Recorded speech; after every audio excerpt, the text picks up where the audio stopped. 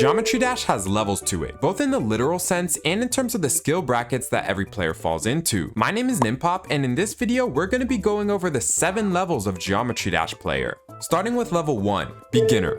Your friend gives you their phone, challenging you to play a game called Geometry Dash. You had never played the game before, but you decide to give it a shot. You give Stereo Madness a try, but you immediately die at 5%. Slowly but surely, you get the hang of the game and manage to beat Stereo Madness. Once you get home, you install GD Lite on your phone and complete the first few main levels over the next few days. You're considering upgrading from GD Lite to buying the full game. As your friend told you, you can make your own custom levels and even play other people's levels. This makes you curious on what the most difficult levels people have made in the game are. So you decide to look up the hardest Geometry Dash levels on YouTube. Then it really hits you how difficult GD can truly get. Nah. If you beat this level, Reef, you should run for president! Jinxie, in my opinion, is a good example of a level 1 player, beating his first few main levels and taking an interest to the game and community. Level 2, Novice. After seeing all the cool features, you decide to buy the full version of Geometry Dash. You continue beating the main levels and notice they start getting increasingly frustrating, taking more and more attempts to beat. But over the next few weeks, you keep playing and manage to beat all the main levels. But for you, this doesn't mean the game is over. In fact, you're now excited to play some of the community levels you've seen online. You first play what's most popular, you try Outer Space, and even go for some easy demons like the Nightmare and I Spy with My Little Eye. You also learn about some of the game's top players and YouTubers like Zonk and King Samalot. I think Steak is a good example of a level 2 player, managing to beat Theory of Everything 2 and being decently familiar with the game's most popular levels and creators. Level 3, Decent.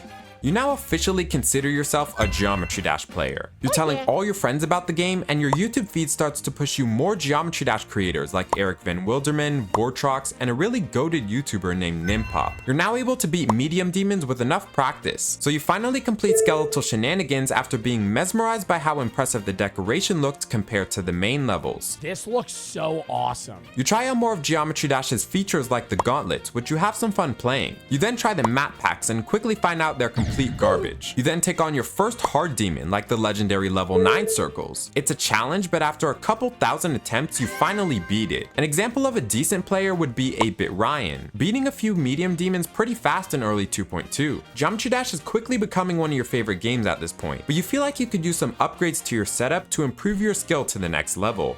Level 4, Good.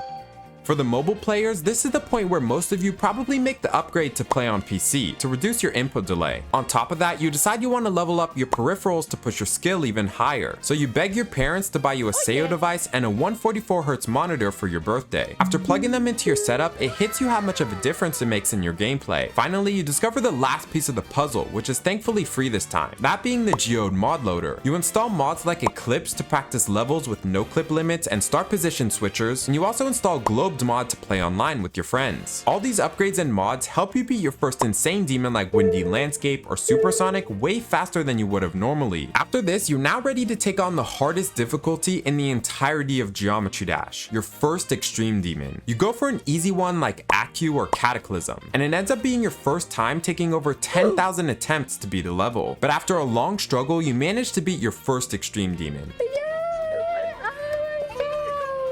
You're ecstatic, but despite the fact that you're now able to beat levels of the hardest difficulty in the entirety of Geometry Dash, you realize that within this single demon difficulty is still so much room to improve. An example of a good player would be Michelle, beating a couple insane demons and Cataclysm as her first extreme demon. Level 5, Great. You've now become the best player out of your friend group and are likely extremely knowledgeable about the GD community and its history. You've beaten most, if not all, the gauntlets and have amassed a good amount of stars. Now that you have all the hardware you need to max out your skill in Geometry Dash, you continue your journey beating harder and harder extreme demons. You go for a top 660 level like Bloodbath, the most iconic top 1 in Geometry Dash history. Your attempt count for each new extreme demon getting higher and higher, making it to the 30 to 50,000s. You then jump to a top 430 demon like Black Blizzard, and finally to a top 290 like XO. Most dedicated GD players players might settle around the skill level, beating various extreme demons you find interesting, but not quite willing to dedicate the time required to beating demons any harder. But some players will take on the challenge of pushing their skills to its limits by setting your sights on your first list demon. I think players like Eric Van Wilderman and Vortrox fit well into the great skill bracket, beating many extreme demons with their hardest ones being around top 300. Level 6, Pro. You've known about the demon list for a while now, the top 150 hardest demons in the entire game. But after all the blood, sweat, and tears you put into improving at GD, you're ready to finally beat one of these levels yourself. You find a demon in the extended list you're ready to beat as your first list demon. That demon being Renevant in my case. You get a 59 to 100% run, a 27 to 62% run, and before you know it, you have the level in 3 runs. You decide to start streaming the level and logging your progress on your own channel. The attempt count starts rising like never before, to the 40, 50,000s, even to 100,000 attempts in some cases. But after an exhausting 2 to 4 month grind, you finally beat your first list demon, becoming a certified Geometry Dash Pro. Every level beyond this ends up being a similar case. You go for your first main list top 75 demon like the Golden or Tartarus, and continue to hone in your skill, spending tens of thousands of attempts and a couple months to beat each demon. I think players like Dorami and Aeon Air fit well into the pro category, having many list demons under their belt. But there remains one skill bracket that reigns above them all, that only a select few players could ever manage to reach. Level 7, Generational. To reach this level of skill in Geometry Dash requires a trifecta of hard work, hardware, and talent. We're talking playing the game since a kid, having a 480Hz monitor, and top tier reaction time and muscle memory. In fact, to even make it to this tier of skill, you were an outlier from the start, likely beating your first demon levels within days of playing the game, and completing list demons in mere thousands of attempts. The only thing that could even be a challenge for you is completing a current top 1 demon, the hardest demon in the entire game. A level creator announces their new level looking for verifiers. You step up and offer to verify their level. They accept, and you begin your journey to completing a level that pushes the boundaries of Geometry Dash to new heights. You grind for months through gameplay that the average person could never beat in 100 years of playing the game. And after 100k plus attempts, you verify a new top 1.